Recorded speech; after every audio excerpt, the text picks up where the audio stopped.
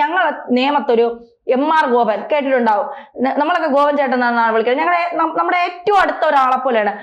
ഏത് പാർട്ടിയിലുള്ള ആളുകളാണെങ്കിലും ഒരു കാര്യം ചെന്ന് പറഞ്ഞാൽ ഗോപ മൊത്തം പേര് വിളിക്കില്ല, ഗോപേണ്ണ എന്നാണ് വിളിക്കണത്. അത് ഗോപേണ്ണന്റെ അടുത്ത് പറയാം. അമ്മച്ചി ഇപ്പൊ റോഡ് ശരിയായില്ല, ഈ റോഡ് ടാറിടുന്ന ആരാണെന്നോ ഇതൊന്നും അവർക്കറിയില്ല. അവർ പറയുന്നത് അത് ഗോപനെ കാണുമ്പോൾ ഞാൻ പറയാം ഇവിടെ ഒന്ന് ടാറിട്ട് തരാൻ.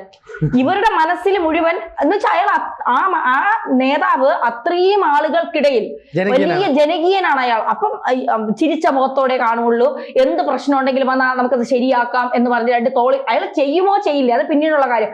ആളുകൾ ഒരു നേതാവ് എന്ന് പറയുമ്പോൾ അയാൾ അതാണെന്ന് നോക്കാം. ഇപ്പൊ പിണറായി വിജയൻ 1000 നല്ല കാര്യങ്ങൾ ചെയ്താലും ആളുകൾക്ക് മൈൻഡ് ഇല്ല. കാരണം അയാളൊന്ന് ചിരിക്ക പോലും ഇല്ല മനുഷ്യനെ മുഖത്ത് നോക്കി. ഇതാണ് ആളുകളുടെ പരാതി എന്ന് പറയുന്നത്.